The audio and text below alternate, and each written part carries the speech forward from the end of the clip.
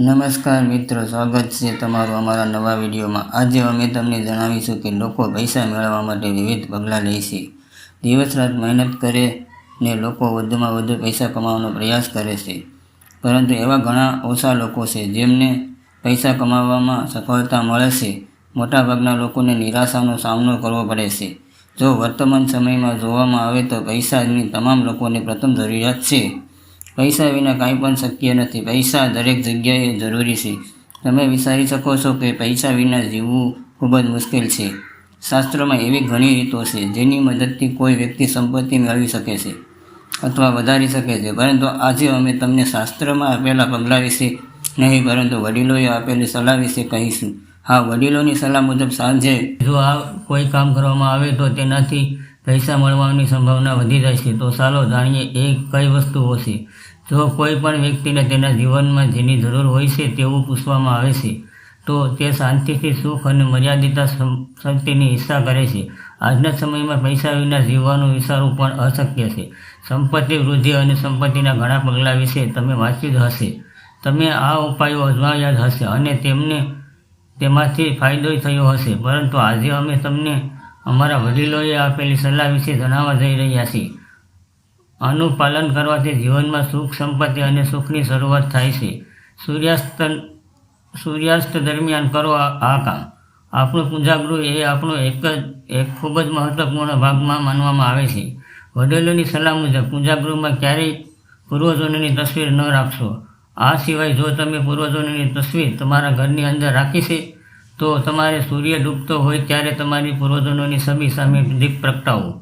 જો તમે આ ઉપાય કરશો તો તે પૂર્વજોના આશીર્વાદ આપશે અને જીવનમાં પૈસાની કમીની છુટકારો મેળવશે। સૂર્યાસ્ત બાદ ઘરે આવો છો તો ખાલી હાથે ન આવો। મોટાભાગના લોકો એ જોયું જ છે કે તેમના કામથી છૂટા થયા પછી તેઓ ખાલી હાથે ઘરે આવે છે, પરંતુ વડીલોની સલાહ પ્રમાણે તમારે ઘરને ધ્યાનમાં રાખવું જોઈએ કે વ્યક્તિ ક્યારેય ખાલી હાથે ન આવે। જો તમે સાંજે ઘરે આવી રહ્યા છો તો ચોક્કસ તમારે સાથે કંઈક લાવવું। આ કરવાથી ધન ને દેવીની લક્ષ્મી જીવન કૃપા હંમેશા તમારા પર રહે છે। સૂર્યાસ્ત બાદ શંખ ન વગાડો। માન્યતા મુજબ જે ઘરમાં શંખ હોય છે ત્યાં હંમેશા ધનની દેવી લક્ષ્મીજીનો વાસ રહે છે। વડીલોની સલાહ મુજબ દરેક વ્યક્તિએ તેમના ઘરે શંખ રાખવો જ જોઈએ, પરંતુ તમારે કાળજી લેવી પડશે કે તમે સૂર્યાસ્ત પછી ભૂલથી પણ શંખ વગાડશો નહીં, કારણ કે જો તમે સાંજના શંખ વગાડશો તમારે ધન હાનિનો સામનો કરવો પડશે।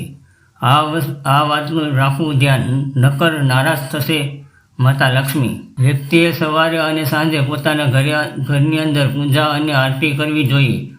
આ કારણે ભગવાન અને દેવી દેવતાઓનો આશીર્વાદ હંમેશા પરિવાર પર રહે છે અને દેવી લક્ષ્મીજીનું પણ ખુશ રહે છે। જો તમે ઈચ્છો છો કે દેવી લક્ષ્મીજીના આશીર્વાદ હંમેશા તમારા ઘરની અને કુટુંબમાં રહે તો તમારે હંમેશા તમારા ઘરમાં ખુશખુશાલ વાતાવરણ જાળવવું જોઈએ। સાંજના ક્યારેય કોઈ પણ બાબતે લઈને વાદ વિવાદ કરશો નહીં। જો સાંજના સમયે તમારા ઘરનું વાતાવરણ અશાંત રહેશે તો દેવી લક્ષ્મીજી તમારા પર નારાજ થઈ શકશે। સાંજના સમયે લેણદેણ ન કરો। વડીલોની સલાહ મુજબ કોઈએ પણ સાંજના સમયે પૈસાની લેવડ દેવડ ન કરવી જોઈએ। આ કારણે તમારા ઘરની લક્ષ્મી બીજા ઘરે સ્થળાંતર કરશે। તો મિત્રો, આજનો વિડીયો પસંદ આવ્યો હોય તો વિડીયોને લાઇક અને શેર કરજો તથા અમારી ચેનલને સબસ્ક્રાઈબ પણ જરૂરથી કરી લેજો।